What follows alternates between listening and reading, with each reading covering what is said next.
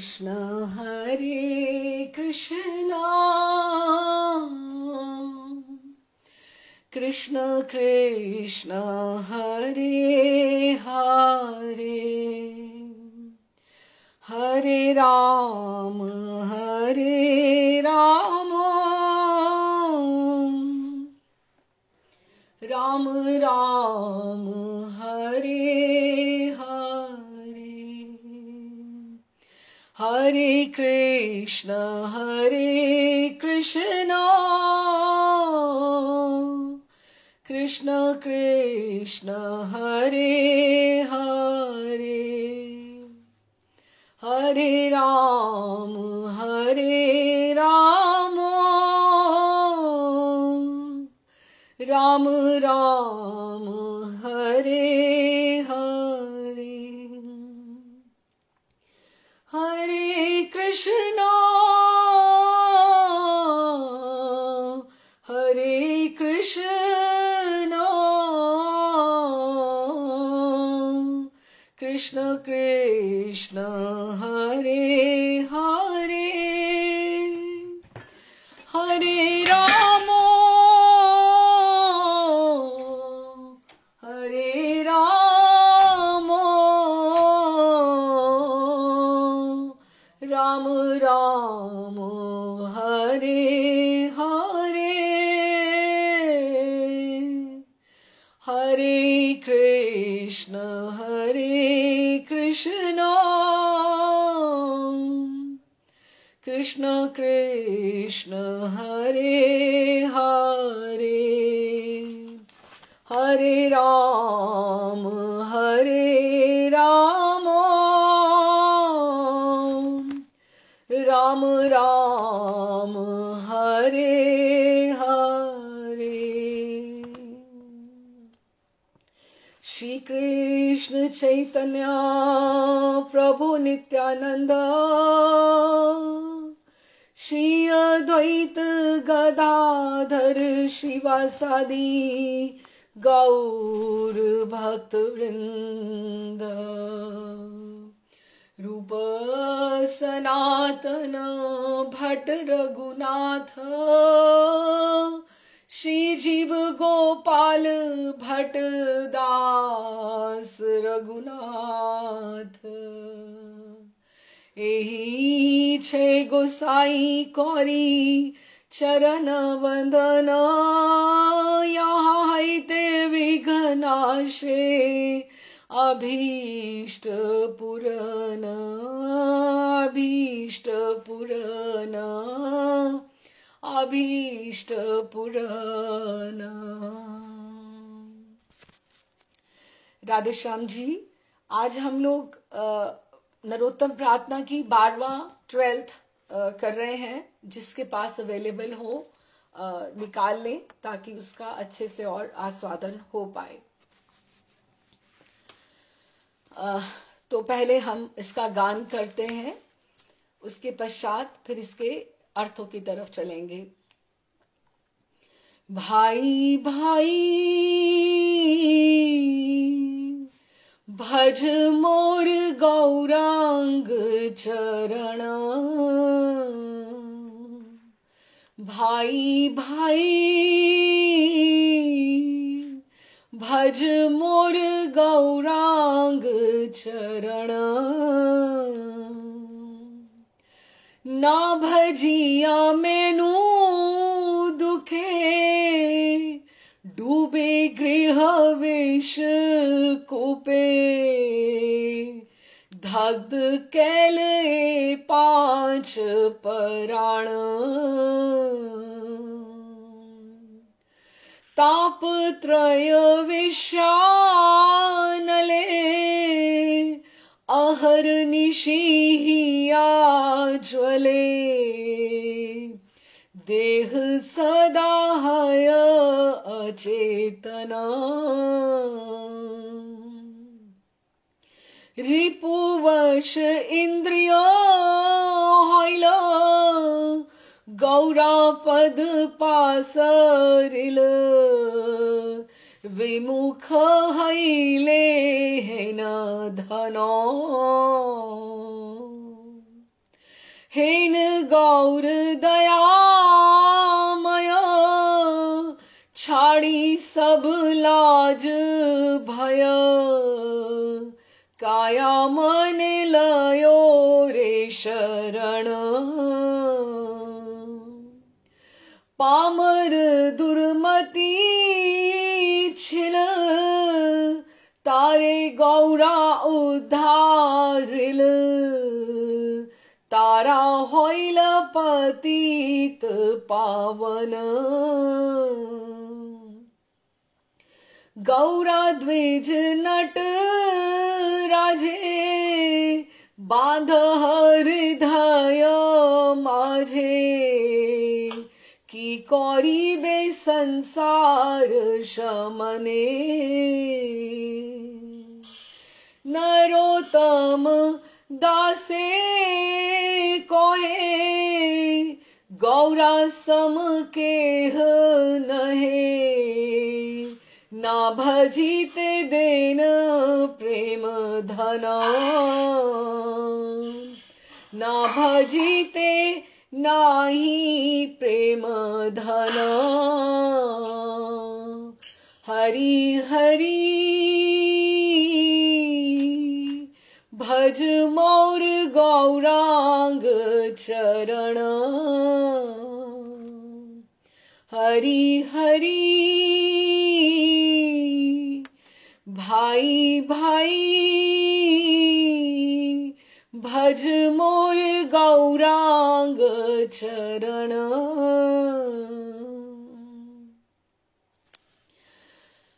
अगर आपने नोटिस किया हो तो हमने जो ये 2 पद पिछले गाए थे, पहले तो हमने धीरे धीरे जैसे सीक्वेंस में, जैसे मंगलाचरण होता है, वृंदावन का मंगलाचरण, महाप्रभु का मंगलाचरण, फिर हमने जो वृंदावन के विग्रह हैं, जो मेन जो हैं गोपीनाथ, मदन मोहन, मदन गोपाल और गोविंद देव जी, गोपीनाथ और मदन गोपाल, तीनों का हमने मंगलाचरण जैसे किया।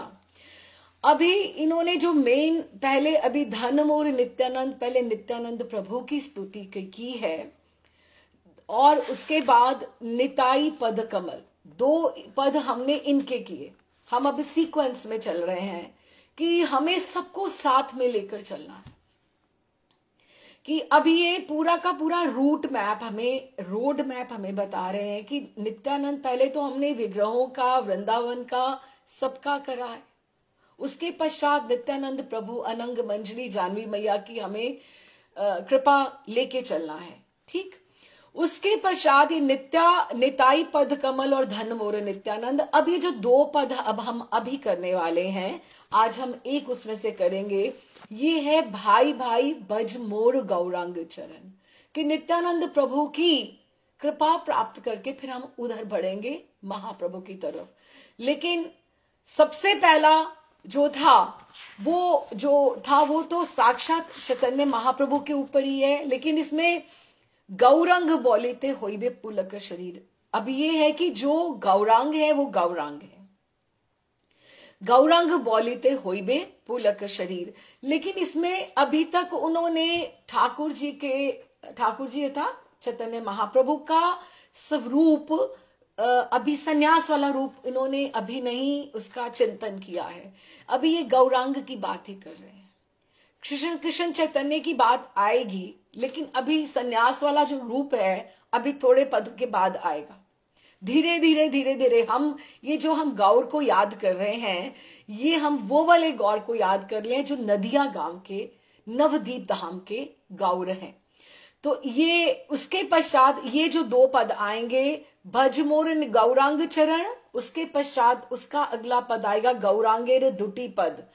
जैसे नित्यानंद प्रभु का आया था, एक जनरल में था धन मोर नित्यानंद, और उसके बाद निताई पद कमल, और उनके दूसरा उनके चरणों के ऊपर था। 2 थे ना, एक उनके ऊपर जनरल, एक उनके चरणों के ऊपर। इसी तरह से ये जो पहला ये हमने अब ये पढ़ रहे हैं, 12वां जो ये पढ़ रहे हैं, ये जनरल महाप्रभु के ऊपर है, गौरांग के ऊपर वो, और अगला आएगा गौरांगेरे दुटी पद, ये उनके चरणों के ऊपर आएगा, गौरांगेरे दुटी पद। उसके पश्चात है, मैं जनरल में बात कर रही हूं, उसके पश्चात ये जो आएगा श्री कृष्ण चैतन्य प्रभु दया कर मोरे, यहां पर जाकर 13वें 14वें पद में आकर उनका वो सन्यासी वाला रूप आएगा। उसके बाद आगे जो हमारे गोस्वामी गण हुए हैं, जो पार्षद गण आए हैं, उनके ऊपर आएगा।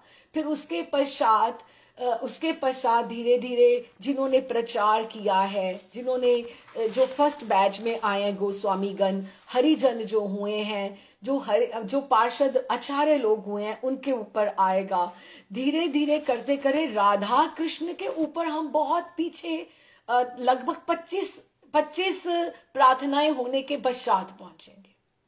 25 प्रार्थनाएं होने के पश्चात हम पहुंचेंगे कि ये चीजें जो हैं, ये तत्व सिद्धांत है कि जो महाप्रभु के रास्ते से जाता है, जो नित्यानंद, ये हमें बिल्कुल उन्होंने रोड मैप बता रहे हैं। भजन हम कितना करें, माला को सरकाना भजन नहीं होता है। जब तक आप में विकलता नहीं आएगी, जब तक आप में व्याकुलता नहीं आएगी भजन के लिए, और उसके लिए मन को खिन्न होना बहुत जरूरी है। खिन्नता आनी चाहिए कि आज भी भजन नहीं हुआ। ये जो खिन्नता है, ये आधार बनती है, अगले दिन आपके भजन में उतनी विकलता आएगी। अगर खिन्नता होती है ना, तो this is very positive sign, because then you feel you are missing something. अगर आज भजन हो गया, पूरा हो गया, तो फिर एक तो देखो कायिक भजन है, हम माला सरका रहे हैं, जुबान भी चल रही है और माला भी सरक रही है, लेकिन ध्यान कहीं और है। उसको ठीक है, नाम अपना, अग्नि अपना फल देती है, बीज आप डालोगे वो अंकुरित होगा, वो उसमें कोई नहीं है, लेकिन उसमें विकलता नहीं है। ध्यान कहीं और है आपका, माया भी सरक रही है, ये वाचिक भजन हो गया। लेकिन भजन वो है कि माला भी हाथ में ना हो, और ये माला भी हाथ में ना हो और मुंह में भी ना हो, माला बात नहीं हो रही, हम बात किसी और से कर रहे हैं, किसी और स्थिति में है, किसी और परिस्थिति में है, लेकिन दिमाग जो है हृदय में कोई और बैठा बोल रहा है। ये विकलता है। अरे मुझे तो भजन करना था, ये मेरा माला का समय था, मुझे ये समय उसके लिए रखा हुआ था, ये मैं कहां आ गया। ये जो विकलता है, व्याकुलता है, ये सेंस ऑफ बिलोंगिंगनेस है कि मैं यहां पे बिलोंग नहीं करता हूं, ये मैं यहां का नहीं हूं, मुझे अपने घर वापस जाना है। ये जो विकलता है, ये व्याकुलता तभी आएगी और खिन्नता इसका आधार बनेगी। तो खिन्नता होनी कि भजन नहीं हो रहा, जो मन में उदासी आनी, नहीं हो रहा, ये बहुत आवश्यक है, ये आधार। और उतना ही, ये जितना स्पीड ब्रेकर, ये स्पीड का ब्रेकर जितना आएगा, उतना ही हम आगे उसको क्रॉस करके और स्पीड से आगे जाएंगे। कि आप जैसे नदी को कोई बांध देता है, बांध दो तो उसमें कितनी ताकत आ जाती है कि उसमें क्या वो प्रोड्यूस नहीं कर सकता है। तो लोगों को बोलो बांध के देखो, व्यवहारिकताओं में हम देखें कि हमें बांध के देखें तो किस तरह से ना हो। एनीवे, हम अब इसमें प्रवेश करते हैं। भाई भाई बज मोर गौरांग चरण। अब इसमें उन्होंने हरि को नहीं आवाज दी, जैसे सब जगह देते हैं, पहले संबोधन में भी, और this is going to be our slogan, भाई भाई भज मोर गौरांग चरण। ये की नोट है हमारे इसका। भाई किसको बोला? इसको दो रूप से बोला। एक भाई बोला साधक को, नरोत्तम ठाकुर ने बोला साधक को, हमारे को, लोगों को, जीव को बोला अरे भाई। और एक बार से कहने से कोई सुने ना, अरे भाई भाई। दो बार बोला कि सुन लो, मेरी बात सुन लो। क्या सुनो? भज मोर गौरांग चरण। और भज मोर, मोर कहने से उन्होंने एक संबंध बना के बोला ये मेरे गौरांग हैं, मैं जानता हूं, मैंने उनको बरता है कि वो बहुत कृपामय हैं, वो बड़े करुणा वाले हैं, कि जैसे ये मेरा है, तुम इसको ट्राई करो, ये बहुत अच्छा है। भुज भज मोर गौरांग चरण। और एक तो उन्होंने बोला भाई साधक को बोला, जीव को बोला, और दूसरा किसको बोला? भाई भाई अपने मन को बोला। और हमें भी अपने मन को बोलना, अरे मन, अरे मन, क्योंकि मन जो है ये सहोदर है।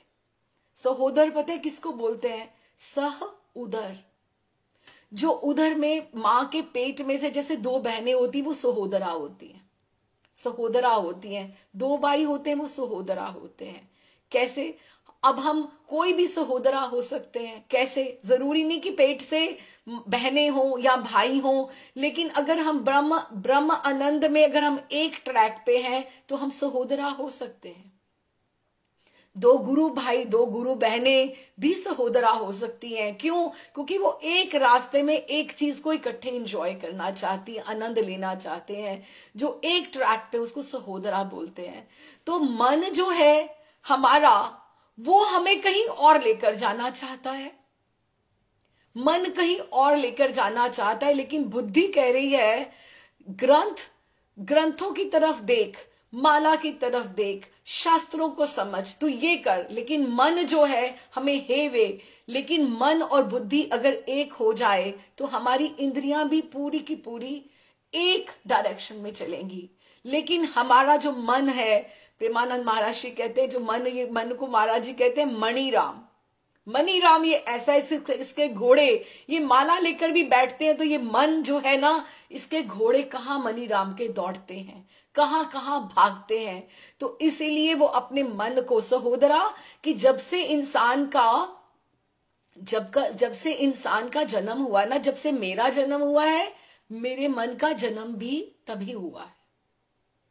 दोनों इकट्ठे ही पैदा हुए हैं, तो ये सहोदरा है, ये भाई है, दोनों भाई हैं।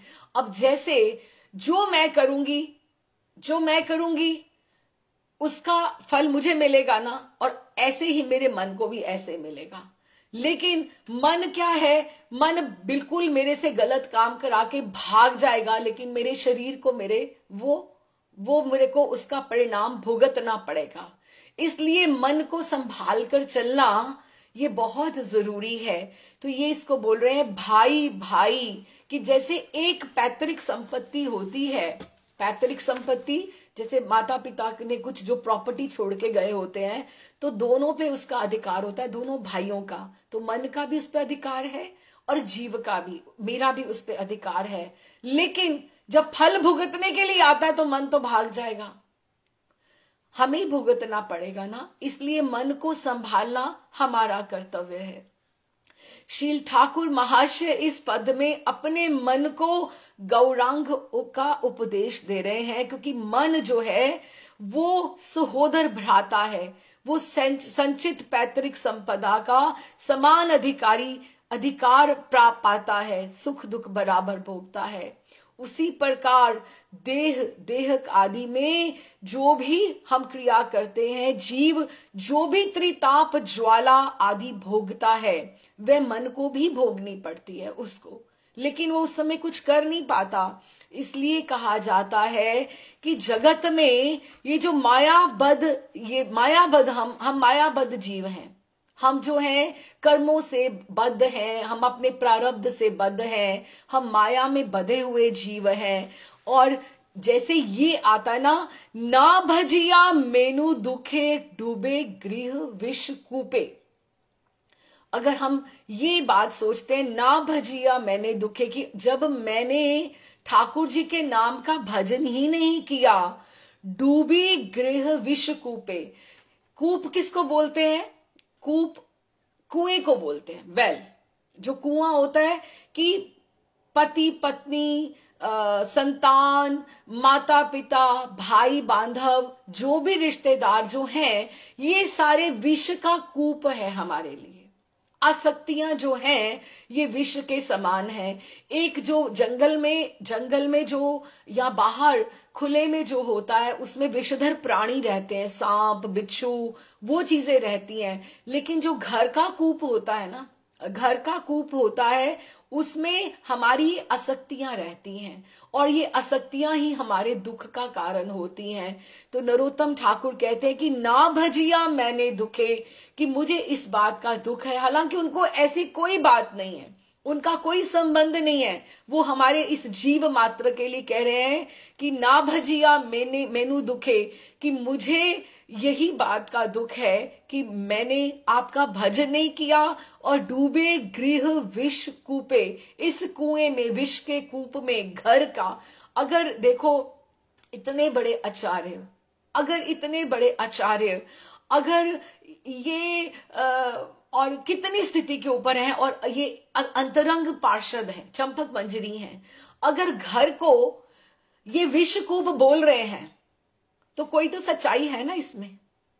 10-15% तो छोड़ के 60-70% तो होगी ना। अगर ये बोल रहे हैं कि विषकूप है, कि इससे निजात पानी, निवृत्ति पानी, और इस कूप में से निकलने का रास्ता क्या है? गुरु आपको कृपा साधन की रस्सी घेरेंगे जिससे आप निकल के बाहर आ सकते हो। वो रस्सी ही आपका एक साधन जो है, गुरु मंत्र, गुरु दीक्षा, और ये ही आपका वो साधन है जिसके सहारे आप लटक लटक के आप ऊपर आ सकते हो, नहीं तो आप उसी जंजाल में फंसे रहोगे। तो वो अपने मन को ये समझा रहे हैं कि हे मेरे मन, भज मोर गौरांग चरण, ना भजिया मैनू दुखे, कि मैंने भजन नहीं किया और डूबी गृह विष कूपे, इस कुएं, विष के कुएं में मैं गिरा रहा, और दग्ध कैल ए 5 प्राण, मैंने अपने 5 प्राण को मैंने दग्ध कर दिया, जला दिया। इसमें कि मैंने अपनी जो एनर्जीज थी, जब मैं, अब देखिए ना, यंग टाइम में हमारे पास बहुत एनर्जी लेवल बहुत हाई होता है और वो धीरे धीरे क्षीण होता है। हमने अपनी एनर्जीज किस में जला दी, किस में हमने भस्म कर दी। अब हम इसको और अच्छे से समझते हैं कि ये जो त्रिताप ज्वाला है, ताप त्रय विषानल, कि 3 तरह की विषय अनल है। ताप त्रय क्या बोलते हैं? आदि दैविक, आदि दैहिक, आदि भौतिक। भौतिक क्या होती है? जैसे फ्लड्स आ जाते हैं, बाढ़ आ जाती है, हमने पीछे भी बात करे थे। तो इसमें इंसान जो जीव है वो जलता रहता है, इसमें वो जीव जलता रहता है।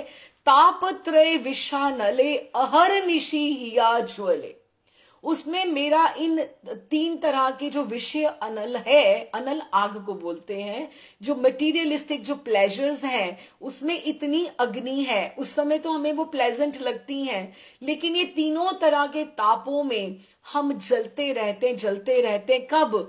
अहर निशि, दिन रात उसमें मेरा हृदय जलता रहता है। और देह सदा होए अचेतन, कि मेरी जो एनर्जी, जो मेरी देह है, इसी में रहकर वो अचेतन, अनकॉन्शियस, मूर्छित सी जैसी होती जा रही है। कि मेरा एनर्जी लेवल जो है, मेरी शारीरिक जो सामर्थ्य है, मेरी शारीरिक जो मेरी क्षमता है, वो धीरे धीरे वो क्षीण होती जा रही है।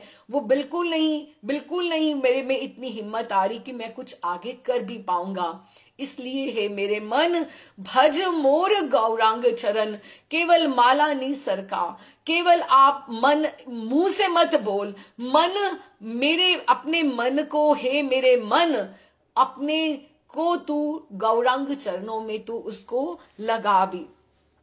तो क्या कहते हैं, इसलिए कहा जाता है कि जगत में मायाबद्ध जो मानव होता है वो आधि और व्याधि भोगता है। आधि किसको बोलते हैं? जो मन की पीड़ा होती है। और व्याधि किसको बोलते हैं? जो शरीर के रोग होते हैं, उसको व्याधि बोलते हैं। तो आधि व्याधि को वो भोगता है।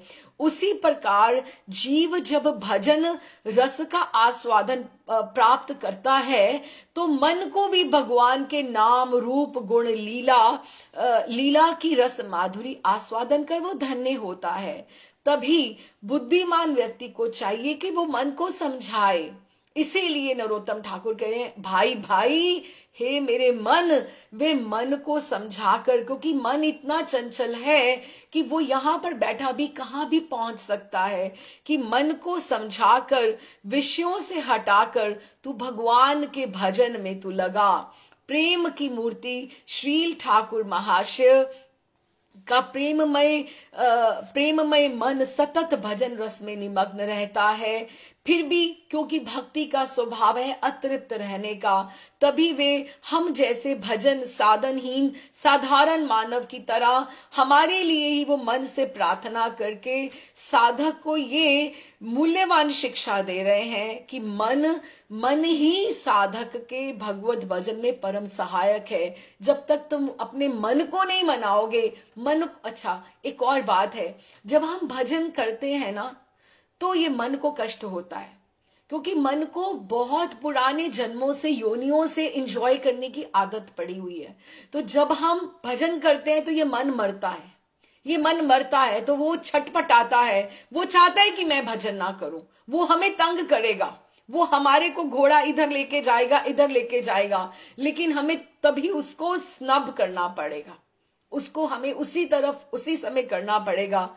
अथवा मन को शिक्षा देने के बहाने शील ठाकुर महाशय गौरांग के युग के समस्त विश्व साधकों को भाई कहकर संबोधित कर रहे हैं और ये कह रहे हैं कि तुम गौरांग का भजन करो।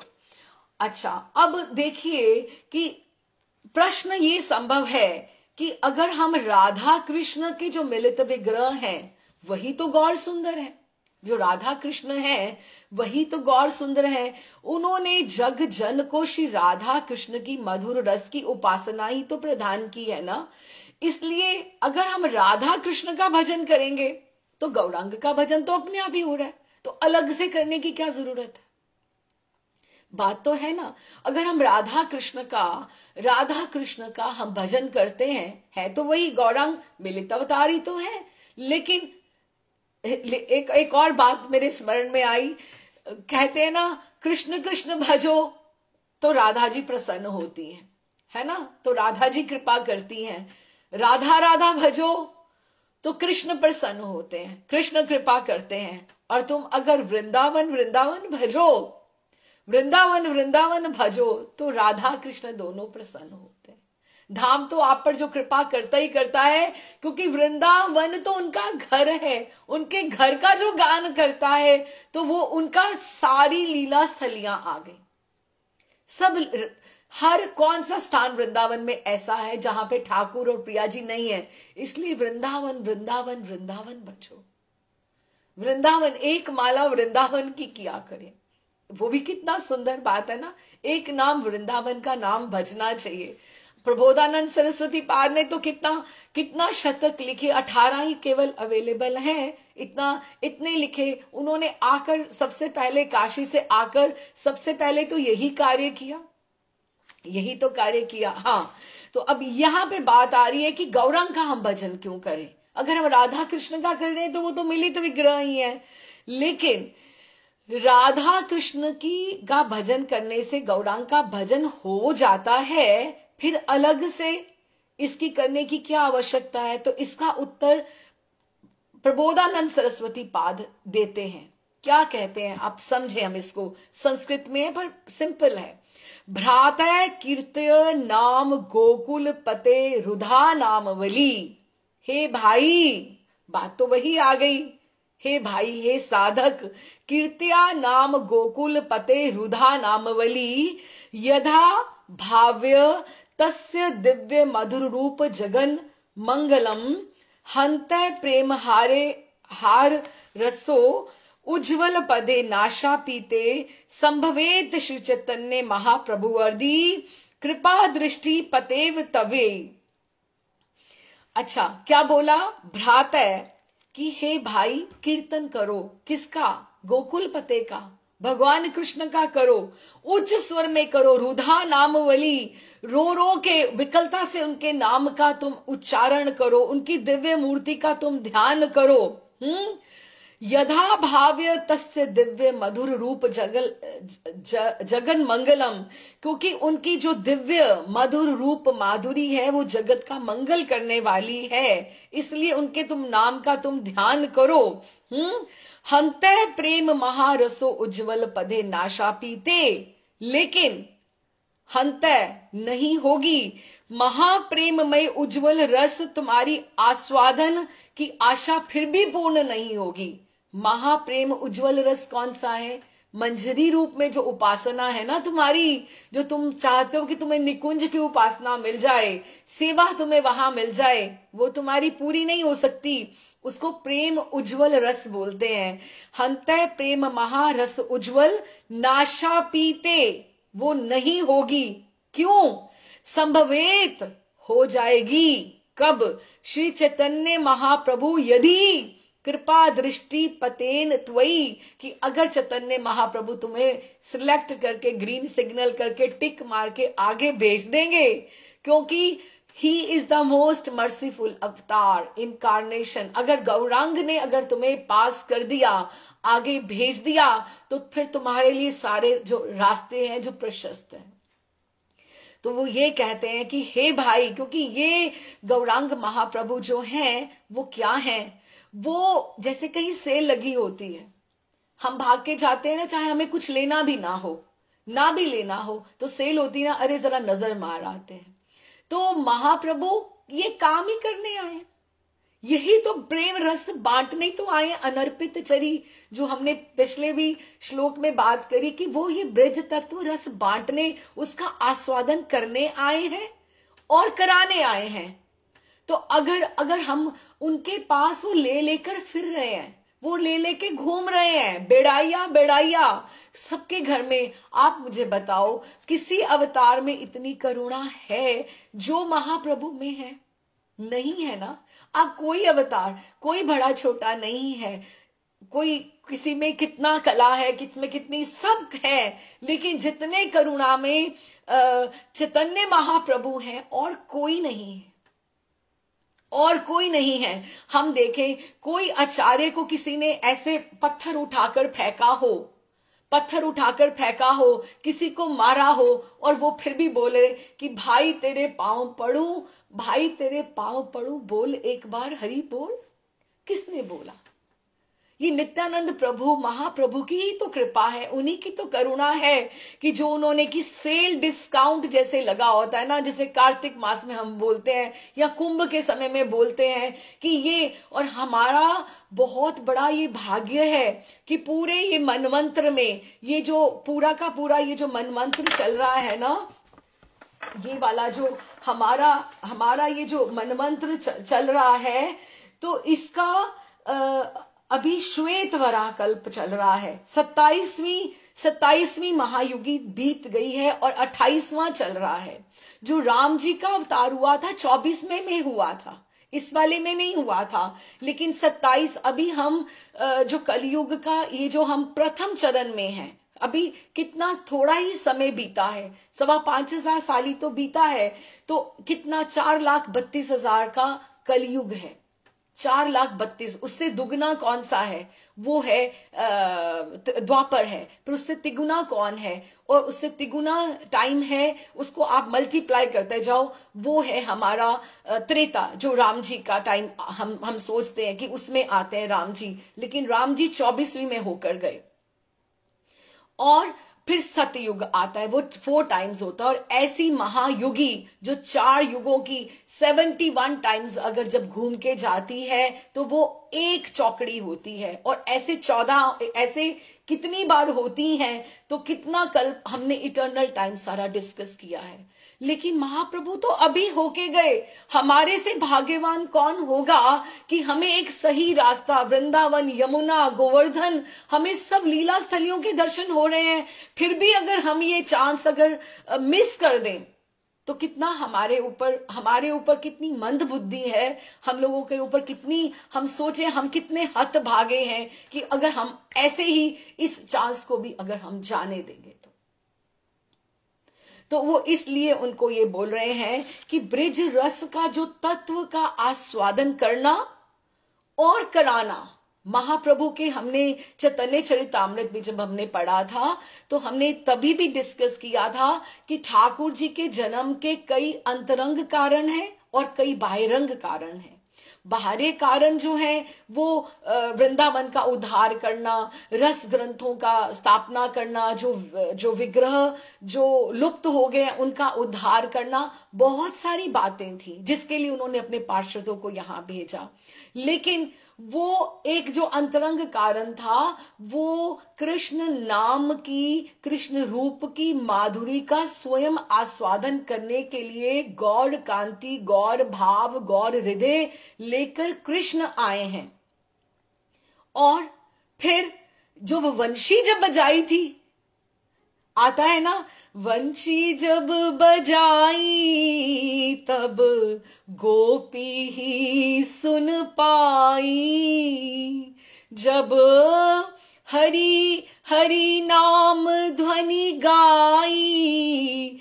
जब गोपियों ने वो वंशी ध्वनि सुनी थी, लेकिन हरि नाम की ध्वनि तो हम सब सुन रहे हैं ना, महामंत्र की ध्वनि तो हमारे कानों में पड़ रही है ना, हमें सब सुनाई दे रहा है ना, तो फिर भी अब हम इसको इग्नोर कर दें, फिर भी हम इसको इजीली ले लें, निग्लेक्ट कर दें, तो हमसे हतभागा कौन होगा। ठाकुर जी स्वयं प्रच्छन्न अवतार में इसको लेने आए हैं, आस्वादन करने आए हैं और कराने आए हैं। तो ये हमारे ऊपर है कि हम उसको कितना अवेल कर लेते हैं, इस बात को कितना हम अवेल करते हैं। तो इसके पश्चात फिर उन्होंने कहा दग्ध केलो ताप भजिया दग्ध केले ए पांच परान, कि मैंने भजन नहीं किया, गृह विषकूप में मैं जब फंसा रहा तो मेरे पांचों प्राण वो है वो दग्ध हो गए हैं। अब पांच प्राण क्या होते हैं? प्राण तो हमने एक ही सुना है, लेकिन अगर हम आयुर्वेदिक में के हिसाब से अगर हम चलें या हम गूगल करके भी देखें तो हमें पता लगेगा कि दग्ध कैलो ए पांच प्राण, ये पांच प्राण जो होते हैं वो देह में अवस्थान करते हैं। ये जब हम भजन नहीं करते हैं, जब हम स्मरण से दूर रहते हैं, तो ये जो पांचों प्राण जो है वो कुपित हो जाते हैं, वो विष उगलना शुरू कर देते हैं। किस तरह से? देखिए, ये पांच प्राण होते हैं। प्राण, पहला हुआ प्राण, जैसे हम प्राणायाम करते हैं, जो श्वास लेना आना ये जो होता है इसको हम प्राणायाम बोलते हैं ना, ये प्राण होते हैं। निश्वास प्रश्वास जो वायु होती है उसको प्राण कहते हैं। अच्छा, उसके बाद अपान होता है, जो निम्न वायु होती है बॉडी से, जो गुदा द्वार से जाती है उसको निम्न वायु, उसको अपान बोला जाता है। जो ऊर्ध वायु जाती है उसको उदान बोला जाता है। जो सारी देह में स्थित जो वायु घूमती है उसको व्यान बोलते हैं, और जो नाभि मूल में जो स्थित होती है उस वायु को समान बोलते हैं। ये जो समान जो नाभि में स्थित होती है वायु, वही प्राण वायु को आकर्षित करती है और हम श्वास लेते हैं। लेकिन ये पंच प्राण ही ये जीवन धारण का उपाय है। आयुर्वेद शास्त्र में लिखा गया है कि अगर ये वायु कुपित हो जाए, अगर ये वायु कुपित हो जाए, कुपित होने से देह में नाना प्रकार के रोगों का प्रादुर्भाव होता है। यही जो वायु होती है, कोई निम्न वायु है, कोई ऊर्ध्व वायु है, कोई अपान है, कोई उदान है, कोई समान है, तो ये सबको, ये जो पूरा अव्यवस्थित सिस्टम हो जाता है, तो इसी से बीमारियां लगती हैं। और शील ठाकुर महाशय कह रहे हैं कि गौरांग भजन के बिना मेरे ये जो पंच प्राण हैं ये दग्ध हो गए, कि मेरा पूरा सिस्टम जो है अस्त व्यस्त हो गया है। और अब ये तो अनन्य पार्षद है, तो ये कह रहे हैं इतना भजन करने के पश्चात, तो हम अपनी स्थिति को हम सोच ही सकते हैं कि हम कहां खड़े हैं। मैं अपनी तो बात कर ही सकती हूँ कि मैं कहां खड़ी हूं कि मेरे से भजन नहीं हो रहा है। जब मैं बोलूं कि भज भज हे मेरे मन तू भज, क्या भज? गौरांग चरण। तो हमने यहां तक ये पढ़ा, भाई भाई भज मोर गौरांग चरण, ना भजिया मैनू दुखे डूबी गृह विष कूपे, कि विष घर के विष कूप में मैं घुसी हुई हूं, मैं उसमें फंसी हुई हूं, और ठाकुर जी का नाम ही एक साधन रज्जू है जिससे मैं बाहर आऊंगी। दग्ध कैले ए पांच प्राण, मेरे पूरे के पूरे जो प्राण हैं वो दग्ध हो रहे हैं। तापात्रय विषानले, तापात्रय हमने समझा आधिदैविक, भौतिक और आदि दैहिक, दैविक एंड भौतिक, ये 5 तरह के जो हैं, 3 तरह के जो है, तापात्रे विषानले अहरनिशि हिया ज्वले, मेरा हृदय जो है दिन रात जल रहा है, देह सदा होय अचेतन, और मेरी जो देह है वो बिल्कुल इसमें ऐसे हो रही है जैसे जल रही है और अचेतन मूर्छा को प्राप्त हो रही है। और फिर उसके पश्चात आता है रिपुवश इंद्रिया होइले गौरा पद पास रिल विमुख होइल हेन धना। 5 प्राण त्रिताप ये तो मुझे तंग कर ही रहे हैं, क्योंकि मैं गृह के विषकूप में हूं। अब इससे आगे मेरे लिए क्या हो रहा है, ये जो मेरी इंद्रियां, ठाकुर जी ने मुझे इंद्रियां दी थी कि मैं इससे कोई अच्छा काम कर पाऊं, लेकिन ये जो मेरी इंद्रियां हैं ये रिपु किसको बोलते हैं, एनिमी, यही मेरी एनिमीज हो गई हैं, यही मेरे दुश्मन हो गए, शत्रु हो गए हैं।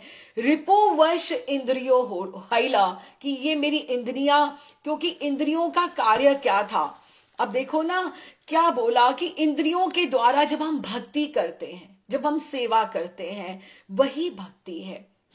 जैसे हम जीवा से हम नाम उच्चारण करें, ठाकुर जी की हम कथा चर्चा करते हैं, तो साथ में हम प्रसाद ग्रहण करते हैं ठाकुर जी की, तो ये जीवा क्या हुई, हमारी मित्र हो गई ना। अब अपनी इंद्रियों को हमने मित्र बनाना है, अपने आंखों को हमने मित्र बनाना है। खाने पीने में तो हम बड़ा कुछ सोचते हैं, इतनी कैलोरीज, ये फ्राइड है, ये नहीं खाएं, इसमें बहुत फ्राइड है, ये इसमें प्रोटीन बहुत ज्यादा, ये मेरा यूरिक बढ़ा देगा। लेकिन कभी आपने सोचा है हम क्या क्या देखते हैं और क्या क्या हम सुनते हैं? हम वैश्या जैसे ही तो हो गए हैं ना, हम कुछ भी सुन लेते हैं और कुछ भी देख लेते हैं, उनकी वाइब्रेशंस तो हमारे सबकॉन्शियस माइंड में डिपॉजिट हो ही रही है ना। तो इंद्रियों को हमें मित्र बनाना है। जब हम जीवा से प्रसाद ग्रहण करेंगे, जब हम जीवा से नाम लेंगे, जब ठाकुर जी की चर्चा करेंगे, तो जीवा हमारी मित्र होगी। जब हम आंखों से दर्शन करेंगे, आंखों से हम देख कर सेवा कर पाएंगे, आंखों से, तो ये हमारी आंखें हमारी मित्र होगी। किसमें? हमारी भक्ति में, हमारी मन की मित्र हुई। फिर हमारे कान हमारे से क्या कराएं, हम चर्चा सुने, ठाकुर जी के सोचे, हम जीवा से क्या गान करें, हम ठाकुर जी का भजन गाएं। हमारे हाथ जो हैं अच्छा भोग बनाएं, गालन सेवा करें, हमारी वो मित्र बन जाएं, तो ही हमारा मन मित्र होगा। चरणों से हम क्या करें, हम इसको अपना दुश्मन नहीं बनाएं, उसको हम अपना रिपु नहीं बनाएं। इसलिए कहते हैं कि नारद पंचरात्रि में भी ये कहा है, आंखों से श्री भगवत विग्रह का और भक्त का विग्रह दर्शन करना, कानों से हरि नाम हरि कथा श्रवण करना, जीवा से हरि का गुण लीला कीर्तन, हाथों से हरि का विग्रह अर्चन, पांवों से हरि नाम हरि कथा स्थल पर जाना, और धाम में गमन धाम में डोलना, दर्शन करने जाना, मन से भगवान का स्मरण करना, ये साक्षात भक्ति है। लेकिन हृदय में काम क्रोध आदि जो षड रिपु हमारे जो वास कर रहे हैं, इसके काम और क्रोध ये जो है, इन्होंने हमारी इंद्रियों को वश में करके रखा हुआ है। अर्थात इन प्रबल शक्तिशाली षड रिपुओं ने भजन उपयोगी इंद्रियां, ये इंद्रियों से ही हमें ठाकुर जी को पाना था। लेकिन जो ये जो 6 शत्रु हैं, काम क्रोध लोभ मोह मद अहंकार, इन्होंने हमारी इंद्रियों को पकड़कर खींचकर ये मटेरियल प्लेजर्स में लेकर जा रहे हैं, विषय क्षेत्र में खींचकर भजन विमुख कर डाला है। तभी श्री ठाकुर महाशय कहते हैं कि इंद्रियों के सतत शत्रु होने के फलस्वरूप हमने जो गौर चरण या गौरांग को हम दुर्लभ धन पाकर भी हम उससे विमुख हो गए हैं।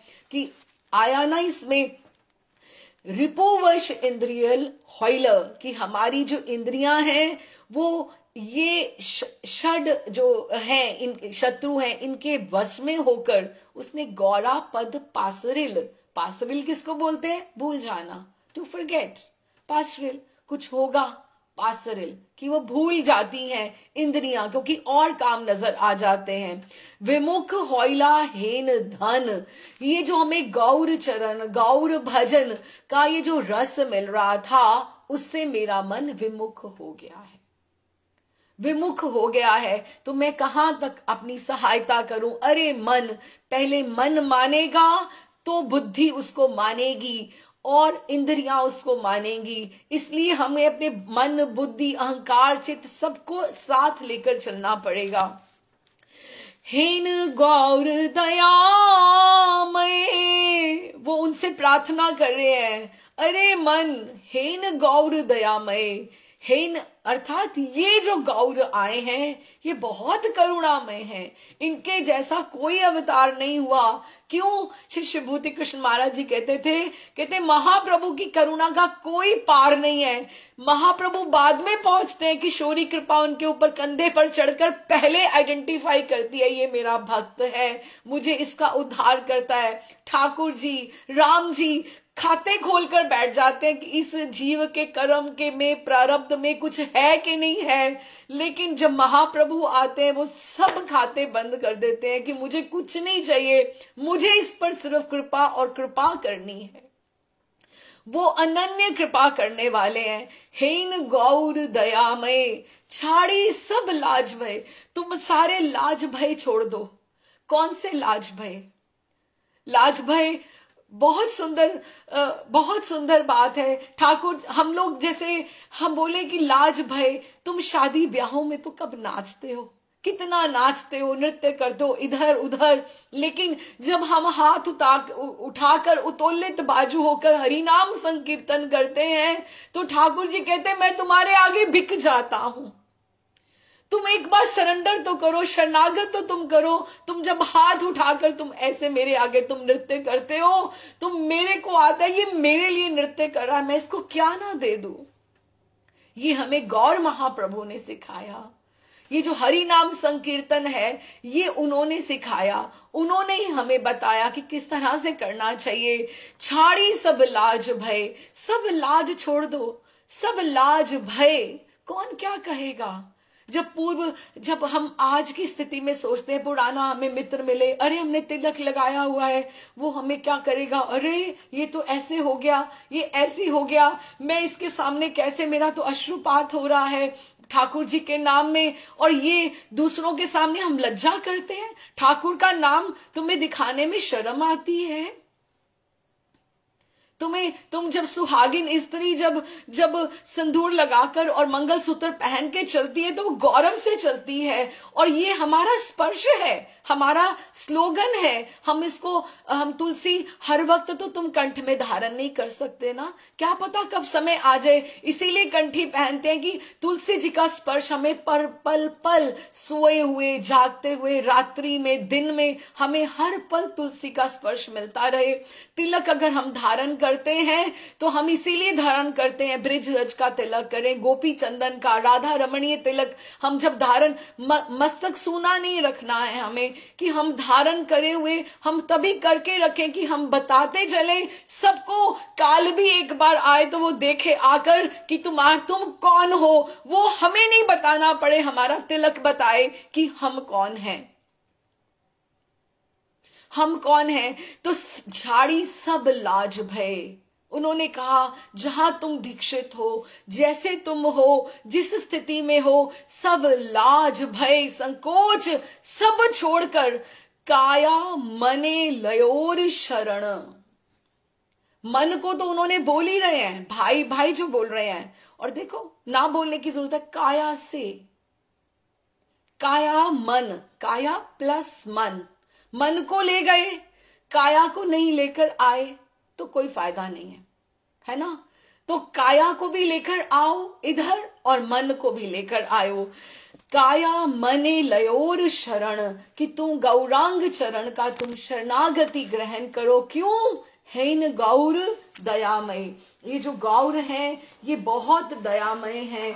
अगर तुमने आज इनको छोड़ दिया तो तुम कैसे भक्ति की तुम्हें प्राप्ति होगी।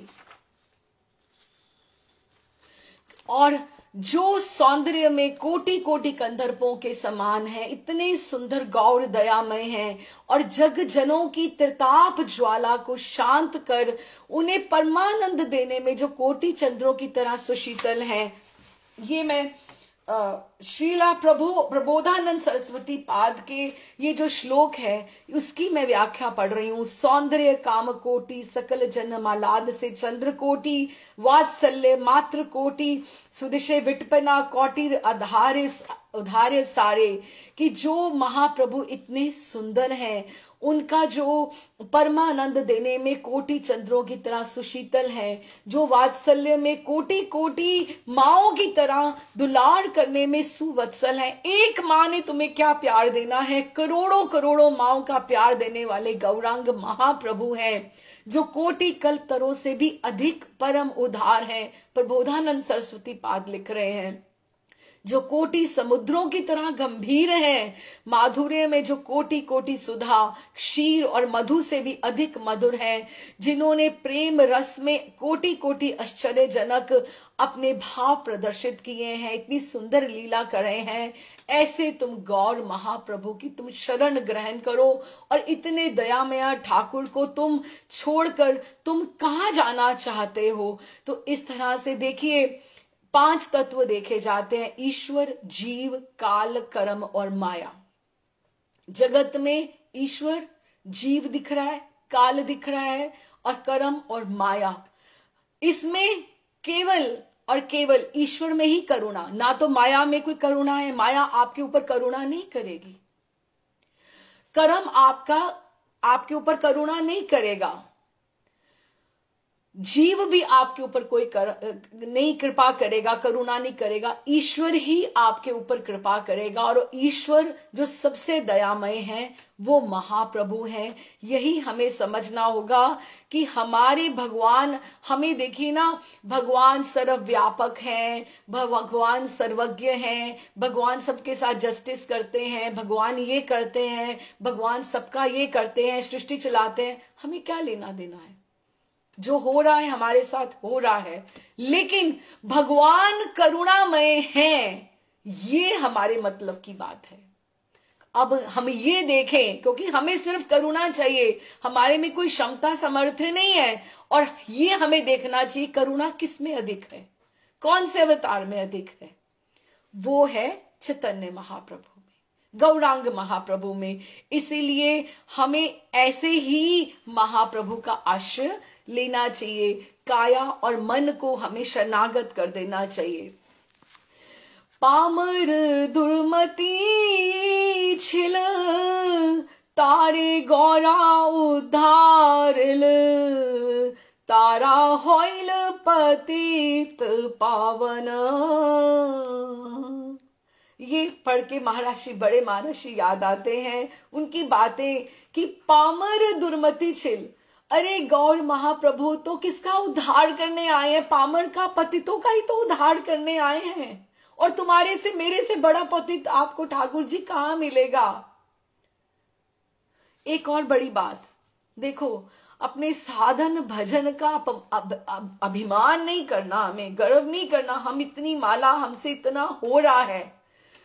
अगर तुम ठाकुर जी की कृपा प्राप्त करना चाहते हो तो वहां तो यही बोलना कि ठाकुर जी मुझसे कुछ नहीं हो रहा है। ये बोलो ना उनको, मुझसे कुछ नहीं हो रहा है।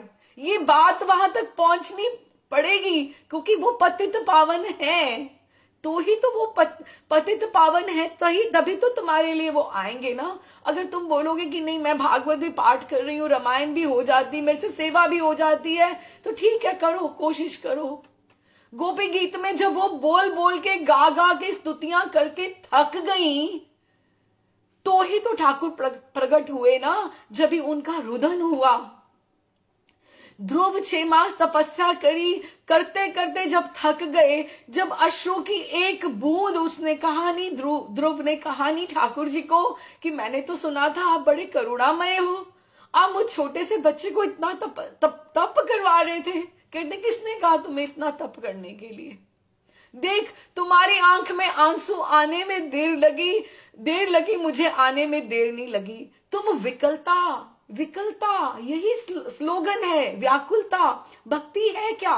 पहली लाइन नरोत्तम प्रार्थना की आप सुन लो, गौरांग बोलिते होइबे पुलक शरीर, गौरांग बोलिते होइबे पुलक शरीर। क्या है? हरि हरि बोलिते नयन बहे नीर। बस यही भक्ति है।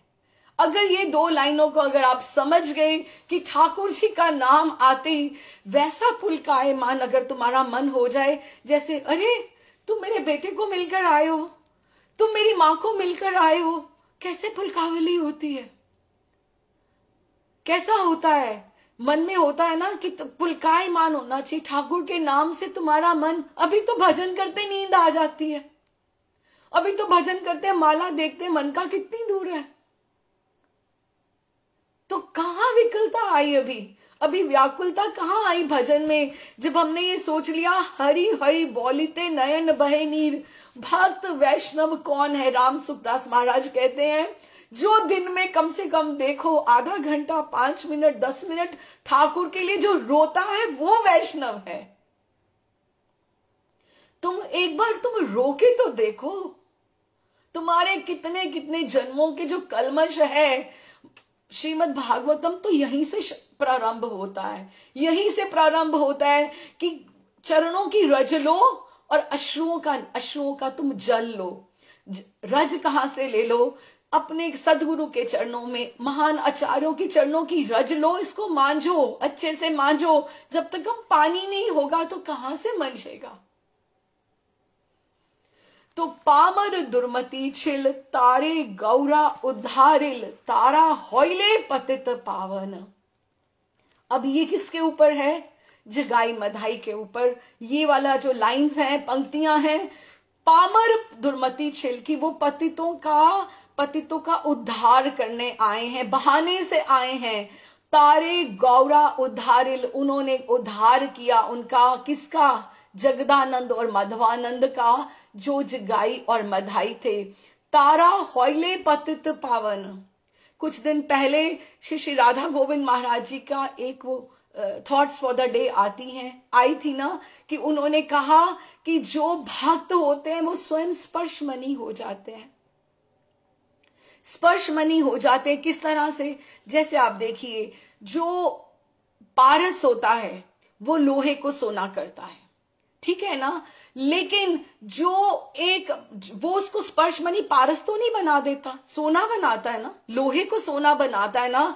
लेकिन भक्ति एक ठाकुर जी का नाम ऐसा है कि जब उसको आगे वो मिल जाए तो वो भी स्पर्शमणि, वो भी पारस बना देता है, वो स्पर्शमणि बना देता है उसको। राधा गोविंद महाराज ने लिखा, और ये इसी का ये सार है, जो जगदानंद और मधवानंद जगाई मधाई पर ऊपर उन्होंने कृपा की। और उन्होंने क्या किया था? जब हमें सबको लीला का पता है, चैतन्य चरितामृत में हम उसका आस्वादन हमने किया है, कि जब उन्होंने उसके ऊपर मारा, उनके निताई चांद के ऊपर इस तरह से मारा, तो एक भाई ने कहा नहीं नहीं नहीं नहीं, इसको नहीं मारो। तो महाप्रभु ने सुदर्शन चक्र उठा लिया कि नहीं, मैं तो, तुमने मेरे नित्यानंद के ऊपर तुमने हाथ उठाया, मैं तुम्हारा वध करूंगा।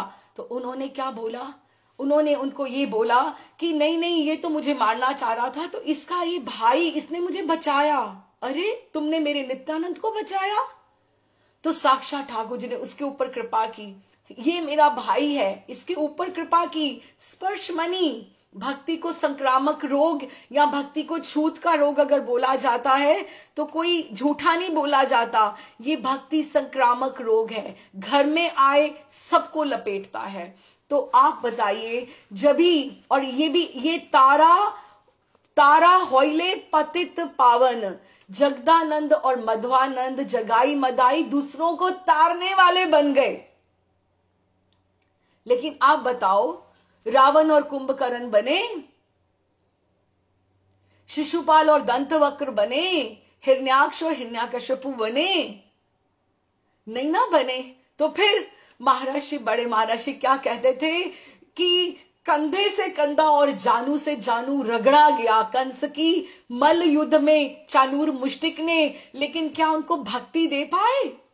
प्रेम रस दे पाए, इससे अधिक मिलन और क्या होगा। कंधे से कंधे चानूर मुष्टिका मिल रहा है और झानू से झानू, घुटने से घुटना रगड़ रहा है। ठाकुर जी का मल्ल युद्ध हो रहा है, लेकिन ठाकुर जी ने उनको मुक्ति दी। और कौन सी मुक्ति दी? मुक्ति कहे गोपाल सो, कि कैसे मुक्ति होए। तो उन्होंने क्या बोला? ब्रिज रज उड़े अंग लगे, मुक्ति मुक्त हो जाए। अरे ब्रिज रज लगती है जिसको, तो वो मुक्ति भी मुक्त हो जाती। कि मुक्ति कहती कि मेरी मुक्ति कैसे होगी।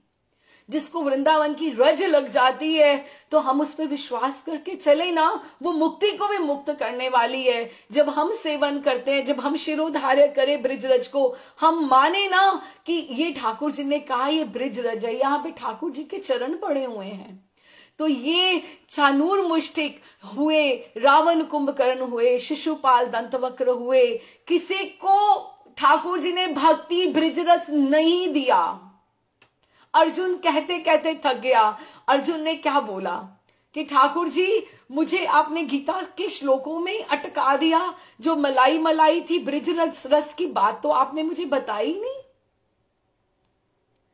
और उसी बात को उसी बात को लुटवाने के लिए कौन आए हैं? गौर महाप्रभु। इसीलिए उन्होंने बोला, पामर दुमरती छिल बहाने से और तारे गौरा उद्धारिल। उनका तारण करके उनको स्पर्श मणि की तरह बना दिया कि वो जिसको जिसको छू रहे थे वो भी स्पर्श मणि, वो भी पारस हो गए। कौन कौन आगे पारस नहीं हुआ?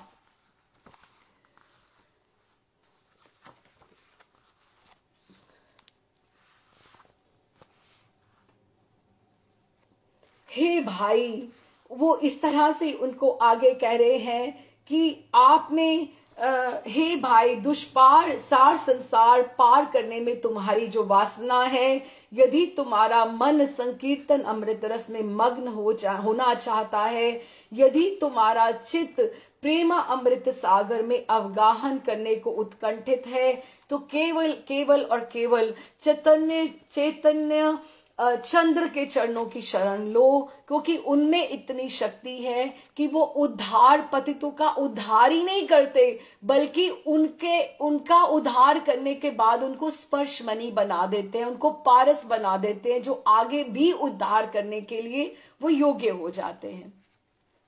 उसका अगला बोलते हैं, गौरा द्विज नट राजे बांध हृदय माझे, की कौरी बे संसार शमना।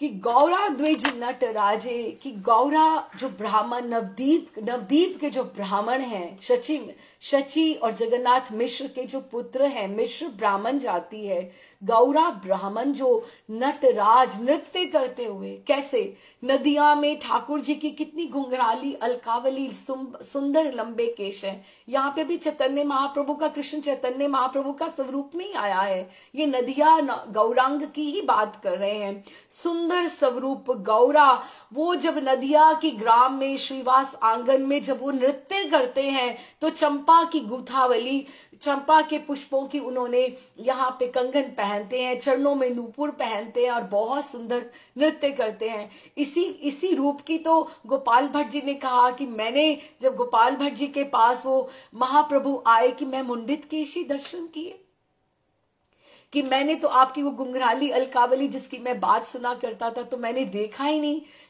जो गौरांग महाप्रभु हैं, वो उनका बहुत सुंदर उनका श्रृंगार है, पुष्पों का श्रृंगार है निताई गौर का।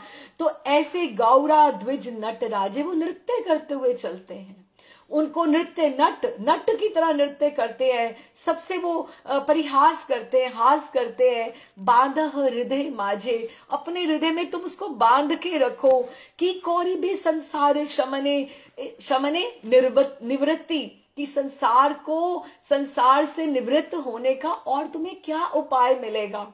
तो गौरांग को तुम अपने हृदय में तुम बांध के रखो। किस तरह से वो बोलते हैं कि नरोत्तम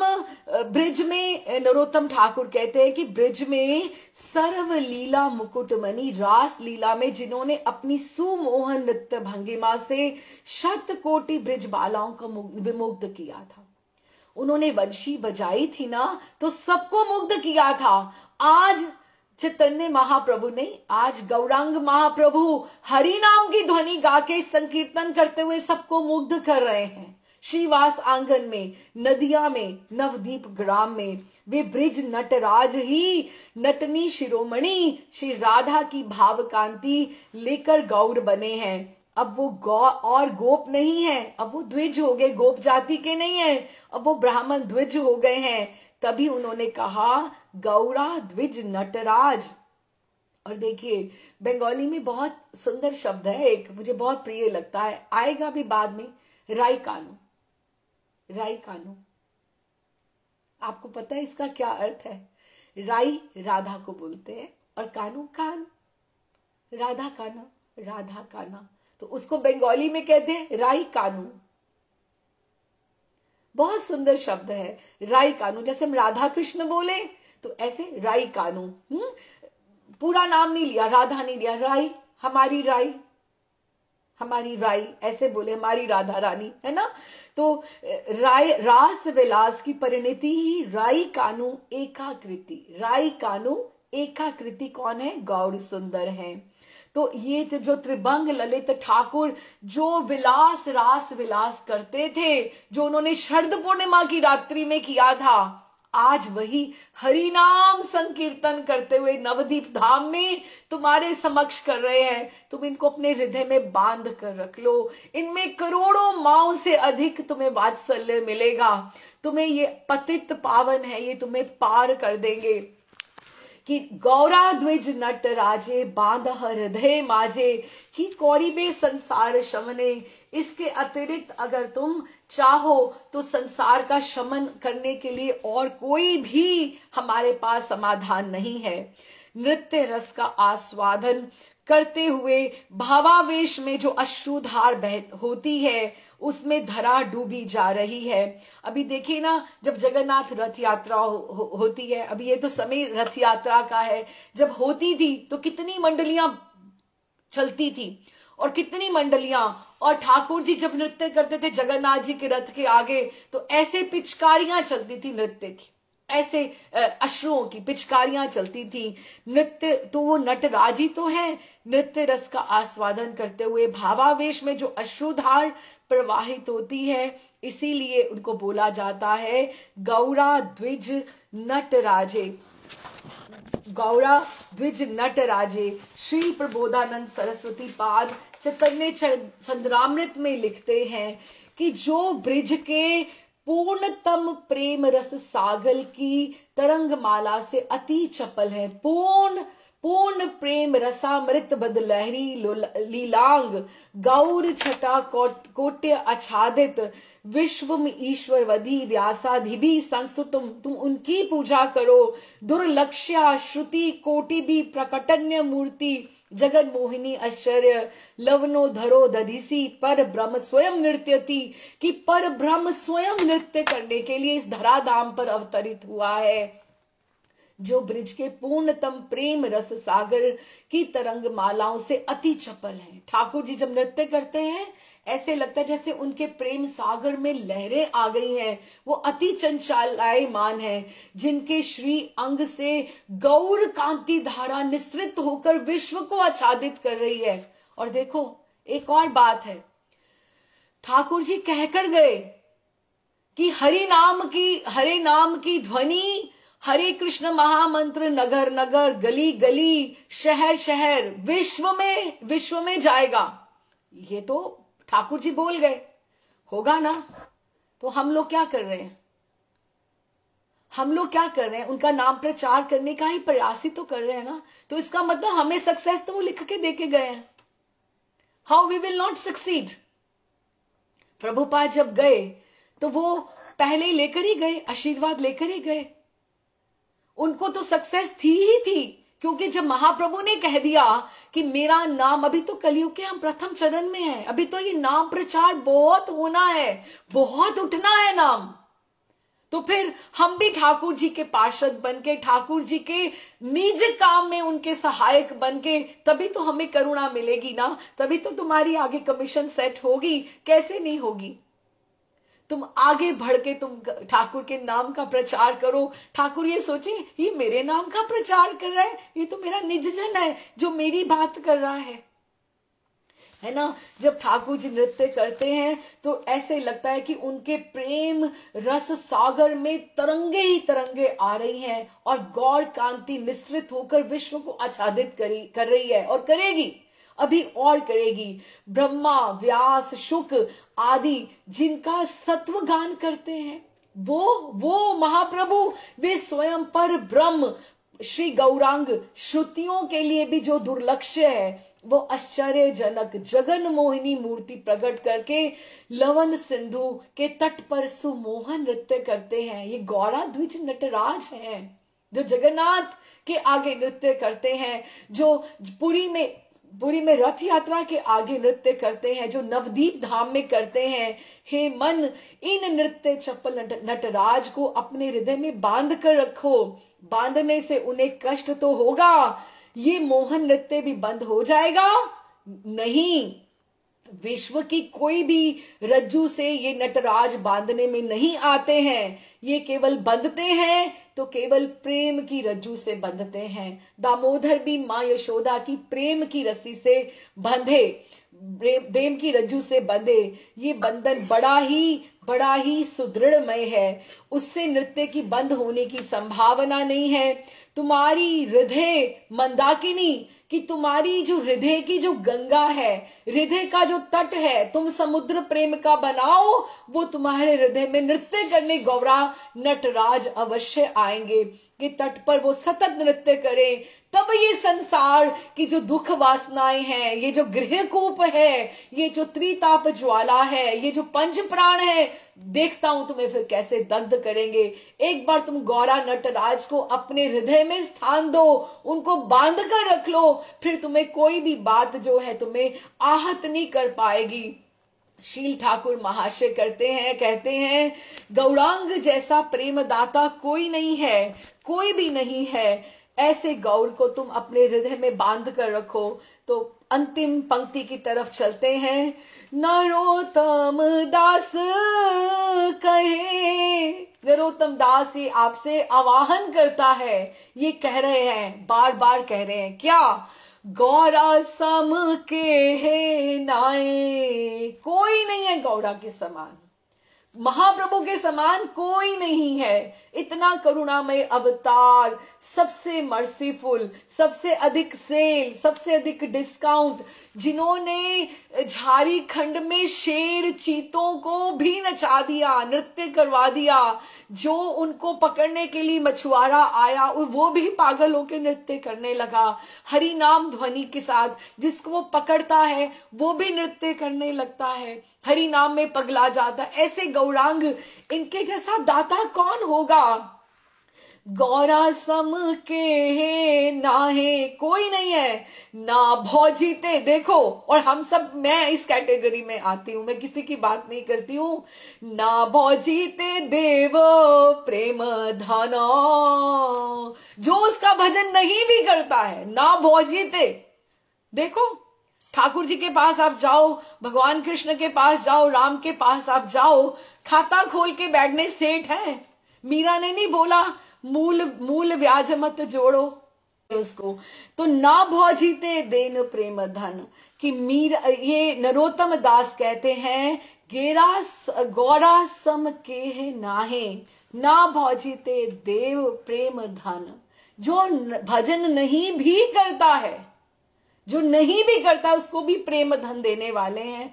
अरे मन भज मोर गौरांग चरण, ऐसे गौरांग का भजन कर, ऐसे चरणों को छोड़कर तू इधर उधर क्यों घूम रहा है? उनको अपने हृदय में स्थान दे, उनको इधर बिठा दे।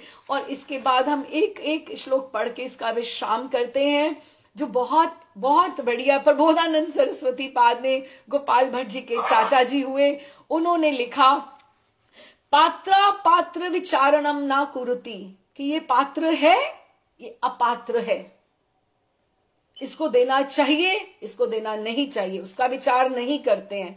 पात्र अपात्र विचारणम ना कुरुते ना स्वम परम वीक्ष्यते। स्वम, ये मेरा अपना है, हम देख लेते हैं, ये मैं अपनी बहन को दे दूंगी, ये मैं अपने पड़ोस वालों को दे दूंगी, मेरी बहन है ना मेरी, ऐसा भी नहीं देखते वो।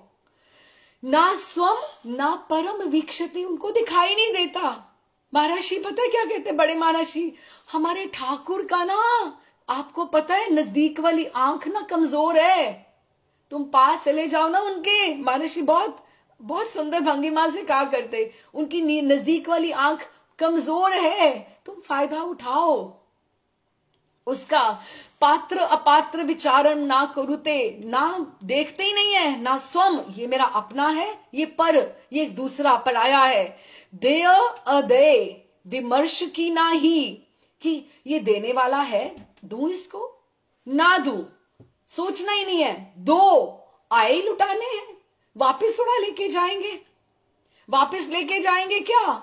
गोलोक धाम से जो संपत्ति ब्रिज रस की लेकर आए हैं, कोई वापस नहीं लेके जाते। सेल के दिन आप कहीं भी चले जाओ, आखिरी दिन चले जाओ ना वहां पर, तो वो आपको सबसे लोएस्ट प्राइस देंगे जो पहले दिन से होता है। क्यों? उन्होंने सोचेंगे अब वापस लेके जाएंगे, इतना सामान, इसकी फिर शिपिंग होगी, इतना सब कुछ होगा। ठाकुर कहते हैं वापस कुछ नहीं जाएगा, जो है लुटा दो, जो है लुटा दो, बिल्कुल कुछ नहीं चाहिए। देय अदेय विमर्श को ना ही, ना काल प्रतीक्ष प्रभु। अब करने को तो बाद ये लंबा हो जाएगा। काल प्रतीक्षा, कि ये अभी तो इसका समय नहीं आया है, कैसे दे दूं? ये भी तो काल प्रतीक्षा ना समय थी, कि उसका अभी समय नहीं आया, अभी कैसे दे दूं इसको भक्ति, अभी कैसे दे दूं, अभी तो उसके 4 जन्म बाकी हैं ना। महाप्रभु, गौर महाप्रभु ने नहीं सोचा। प्रबोधानंद सरस्वती पास सरस्वती मंजरी कह रही हैं, तुंग विद्या सिक्की बोल रही हैं, झूठा वाक्य नहीं है। ना वह काल प्रतीक्षा प्रभु वो नहीं करते हैं। सद्यो या श्रवण एक क्षण प्रणम ध्याना दिना दुर्लभम, जो श्रवण करने में, ध्यान करने में दुर्लभ है, जो मिलने वाला नहीं है। 10-10 हजार साल तपस्या कर करके जो सतयुग में दंडकारण्य के ऋषियों को नहीं मिल रहा था, कितनी कितनी तपस्या की। दत्ते भक्ति रसम स एव भगवान गौरम परम में गति। ऐसे गौर में तुम गति कैसे नहीं रखोगे, जो भक्ति रस को ऐसे ही दे देते हैं। फिर जो प्रेम दान में परम समर्थ है, जो पात्र अपात्र का विचार नहीं करते हैं, जो अपना पराया कुछ नहीं देखते हैं, देय अदेय कुछ नहीं सोचते हैं, काल की भी प्रतीक्षा नहीं करते हैं, काल की किसका समय नहीं आया अभी। जो श्रवण, विग्रह दर्शन, प्रणाम, ध्यान आदि से भी दुर्लभ है, सुनने से नहीं मिल जाएंगे, प्रणाम करने से नहीं मिल जाएंगे, कोई कर्म कांड करने से नहीं मिल जाएंगे, कोई ध्यान करने से नहीं मिल जाएंगे। ऐसे गौरांग देव बिना भजन के ही अपामर को, जो बिल्कुल निकृष्ट जीव है, पतित जीव है, को भी भक्ति रस देते हैं, देने में समर्थ है, वो तो है ही है, देते हैं। वे भगवान गौर सुंदर ही मेरी एकमात्र गति है, कि इनके बिना, हे मेरे मन, ये क्या हुआ लास्ट वाला, नरोत्तम दास कहे, नरोत्तम दास कहे, मोरा गौरा संग के नाहे। गौर महाप्रभु के समान कोई नहीं है, ना भौजीते देन प्रेम धना, ना भजिते ये प्रेम धन दे देते हैं। तो ऐसे गौरांग महाप्रभु की चरण शरण क्यों नहीं हमें लेनी चाहिए। तो हम इसकी जो पहली पंक्ति है, अपने मन को, और हम बहुत बहुत भाग्यवान हैं, हम गौड़ीय हैं, हम चैतन्य महाप्रभु के हैं, हमें कहने में बहुत बड़ा गौरव है। हम गोपाल भट्ट जी की परंपरा से, प्रभुपाद जी की परंपरा से, हम नित्यानंद की परंपरा, द्वैत परंपरा से आए, हमें बहुत गदाधर पंडित जी की क्यों हमें गौरव है, क्यों इसलिए गौरव है? क्योंकि ये हम सब गौड़ीय हैं और गौर सबसे करुणामय अवतार है। तो हमें ऐसे ही फिर ये चांस, इस जीवन का ये समय हो ना हो दोबारा, हमें ये समय मिस नहीं करना चाहिए। तो इसका भी स्लोगन क्या है? भाई भाई ये मेरे मन, अब कंक्लूजन यही है, भज मोर गौरांग चरण। क्योंकि तुम्हें कृष्ण राधा प्राप्त हो भी जाएंगे तो तुम्हें निकुंज सेवा, प्रेम, उज्जवल भक्ति नहीं प्राप्त होगी जब तक तुमने गौरांग का शरण नहीं ग्रहण करी। इसलिए भज मोर गौरांग चरण। राधे श्याम जी, प्रणाम।